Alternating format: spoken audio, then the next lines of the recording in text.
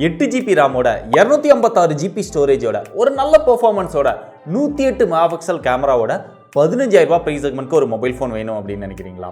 அந்த மாதிரி ஒரு மொபைல் ஃபோன் தான் இன்னைக்கு நம்ம அன்பாக்ஸ் பண்ண போறோம். எப்படி இருக்கு வீடியோக்குள்ள டீடைல்டா பார்ப்போம்.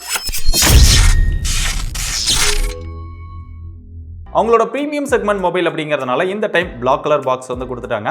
கீழே வந்து அதோட முக்கியமான ஃபீச்சர்ஸ் வந்து ஹைலைட் பண்ணியிருக்காங்க. AMOLED டிஸ்பிளே, 108 மெகாபிக்சல் கேமரா, 8+256 அப்படிங்கிறத மென்ஷன் பண்ணியிருக்காங்க. ரியரில் பார்த்தோம் அப்படின்னா எப்பயும் கொடுக்குற மாதிரி அவங்களோட ஃபீச்சர்ஸ் எல்லாமே கொடுத்துருக்காங்க. பாக்ஸில் எப்பயும் என்ன இருக்குமோ அதுதான் இருக்குது. உள்ள ஒரு மொபைல் கொடுத்துருக்காங்க, 33 வாட் சார்ஜிங் அடாப்டர், ஒரு டைப் சி சார்ஜிங் கேபிள், அந்த dollar paper, user manual, warranty card, sim ejector பின், கடைசியா ஒரு டிபியூ கேஸ். மொபைலோட டிசைனுக்கு வந்து ஆல்ரெடி நம்ம ஏற்கனவே நோட் 12ல பார்த்த ஒரு டிசைன் தான் அப்படியே கொடுத்துருக்காங்க. அந்த கேமரா மாடல மட்டும் சேஞ்ச் பண்ணியிருக்காங்க. இங்க ரவுண்டா ரொம்ப பெரிய அளவுல பம்ப் வச்சு கேமரா மாடுல பெருசா கொடுத்துருக்காங்க. எதுக்கு அப்படின்னா இங்க 108 மெகாபிக்சல் கேமரா இருக்கிறதுனால அந்த பம்ப் வந்து ரொம்பவே பெருசா இருக்கு. அதுக்குள்ள வந்து ஒரு ரெக்டாங்கிள் ஷேப் கொடுத்து கீழே எல்இடி ஃபிளாஷ் வந்து கொடுத்துருக்காங்க. பாட்டம்ல இன்ஃபினிக்ஸோட பிராண்டிங் கொடுத்துருக்காங்க. ரியர் வந்து பிளாஸ்டிக் கேஸ் தான். அப்படியே சைடுல வந்து இப்போ லேட்டஸ்ட் ட்ரெண்ட்ல இருக்கிற அந்த ஃபிளாட்டான ஃப்ரேம் கொடுத்துருக்காங்க. 7.8 mm இதோட திக்னஸ் இருக்கு. வெயிட் 192 கிராம் இருக்குது. அப்படியே மொபைலோட லெஃப்ட்டுக்கு வந்தோம் அப்படின்னா இங்க சிம் ஸ்லாட் கொடுத்துருக்காங்க. அது ஓபன் பண்ணா dual sim with dedicated SD card slot கொடுத்திருக்காங்க. ரெண்டு சிம்மே 4G சப்போர்ட் பண்ணும். இது ஒரு 4G மொபைல். SD கார்டு அப்படினு பார்த்தா மேக்ஸिमமா 2TB வரைக்கும் சப்போர்ட் பண்ணும். பாட்டம்ல வந்தா இங்க 3.5 mm ஜாக் கொடுத்திருக்காங்க. Mic, type C charging port, speaker இருக்கு. ரைட் சைடுல வந்தா இங்க வால்யூம் அப் டவுன் பட்டன், அது கீழேயே பவர் பட்டன் கொடுத்திருக்காங்க. பவர் பட்டன்ல இங்க ஃபிங்கர் பிரிண்ட் சென்சாரும் சேர்ந்து வந்திருது. ஃபிங்கர் பிரிண்ட் சென்சார் ரொம்ப ஃபாஸ்டா அக்யூரேட்டா வர்க் பண்ணுது. டாப்ல எதுவுமே இல்ல. இந்த மொபைலோட பெர்ஃபார்மன்ஸ்க்கு வந்தா இங்க MediaTek Helio G99 அப்படிங்கிற ஒரு புது ப்ராசஸர்ல Infinix வந்து எடுத்துட்டு வந்திருக்காங்க. இந்த ப்ராசஸர் வந்து இதுக்கு முன்னாடி இருக்கக்கூடிய G96, G95 அப்படியே அந்த ப்ராசஸர் தான் கொண்டு வராங்க. பட் அதோட ஆர்க்கிடெக்சரை இங்க சேஞ்ச் பண்ணிருக்காங்க. அது எல்லாமே 12nm ப்ராசஸர். அதனால பவர் கன்சப்ஷன் ரொம்பவே அதிகமா இருக்கும். பட் இந்த ப்ராசஸர் 6nm ப்ராசஸரா எடுத்துட்டு வந்திருக்கனால பவர் கன்சப்ஷன் ரொம்பவே கம்மியா இருக்கு. அதோட பெர்ஃபார்மன்ஸ்லயும் ஒரு 30% இம்ப்ரூவ்மென்ட் பண்ணிருக்கதா சொல்றாங்க. இதோட ஆன்டிடு ஸ்கோர் செக் பண்ணோம் அப்படின்னா பிராண்ட் வந்து ஆல்ரெடி 3,70,000 வரும் அப்படின்னு சொல்லியிருந்தாங்க. பெரும்பாலான மொபைல்ஸ்ல பார்த்தோம் அப்படின்னா பிராண்ட் சொல்றதை விட கம்மியா தான் வரும். பட் நம்ம செக் பண்ணதுல இந்த மொபைல்ல 3,78,000 பிராண்ட் சொன்னதை விட அதிகமாவே வருது.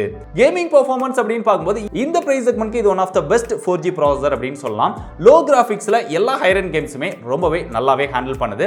எந்த ஒரு லாகும் இல்லாம ஃப்ரேம் டிராப்பும் இல்லாம நல்லா இதுல ப்ளே பண்ண முடியுது. இது போக இந்த மொபைல்ல ஹீட்டர் ரெடியூஸ் பண்றதுக்காக 10 லேயர்ஸ் இருக்கக்கூடிய கிராஃபைட் ஷீட் வந்து யூஸ் பண்ணியிருக்காங்க. இது வந்து மேக்ஸிமமா 7 டிகிரிஸ் வரைக்கும் ஹீட்டர் ரெடியூஸ் பண்ணும் அப்படின்னு சொல்லியிருக்காங்க.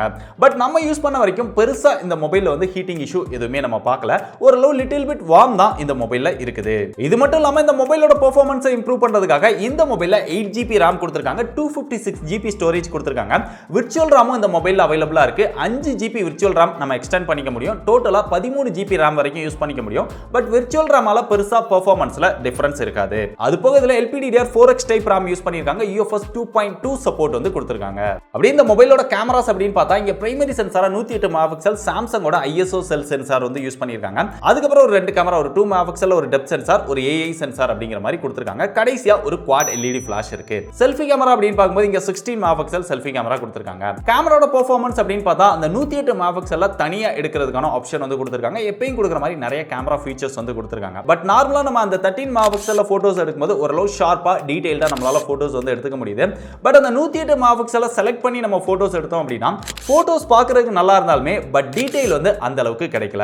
ஒரு சில டைம் வந்து ரொம்ப கலர்ஸ் அதிகமா தருது, ஒரு சில டைம்ஸ் வந்து அந்த கலர்ஸ் ஆவரேஜா தருது. இந்த மாதிரி நிறைய வேரியேஷன்ஸ்ல அந்த போட்டோஸ் வந்து வருது.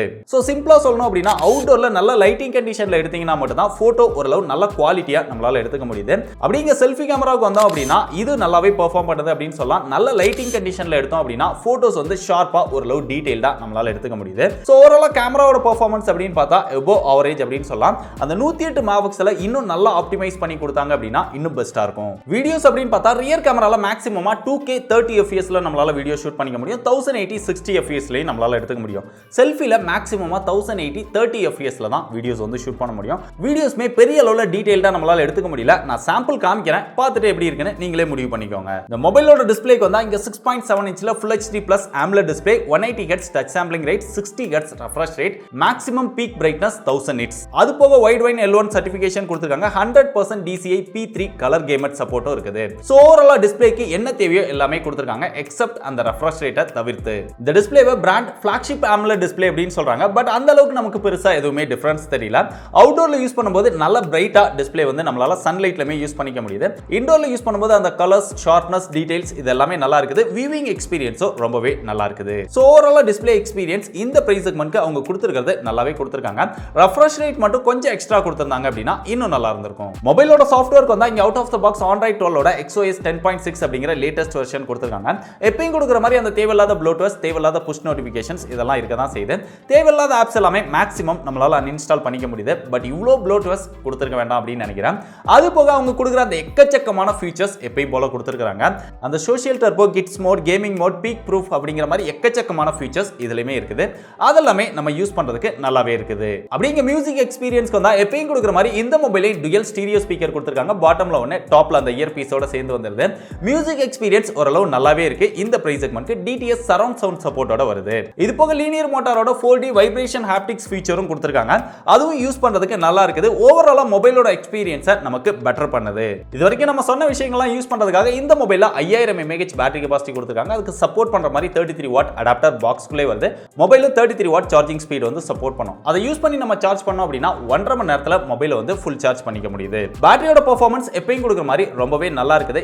AMOLED டிஸ்ப்ளேவா இருந்தாலுமே 60 Hz ரெஃப்ரெஷ் ரேட், அது போக 6nm ப்ராசஸர் அப்படிங்கிறதுனால பவர் கன்சப்ஷன் ரொம்பவே கம்மியா இருக்குது. பேட்டரியோட பெர்ஃபார்மன்ஸ் ரொம்பவே எக்ஸலென்ட்டா இருக்குது. சோ கடைசியா இவ்வளவு வசதிகள் கொடுத்திருக்கக்கூடிய இந்த மொபைலோட பிரைஸ் அப்படின்னு பார்த்தா இதுல ஒரே ஒரு வேரியன்ட் தான் லான்ச் பண்ணிருக்காங்க. 8GB RAM 256GB internal storage இருக்குது. 17000 ரூபாய் பிரைஸ் செக்மென்ட்க்கு சேல் பண்றாங்க. மத்த பிராண்ட்ஸ் எல்லாமே பார்த்தோம் அப்படின்னா 20000 ரூபாய்க்குள்ள 128GB தான் அதிகபட்சமா லான்ச் பண்றாங்க. 256 யாரும் லான்ச் பண்றது இல்ல.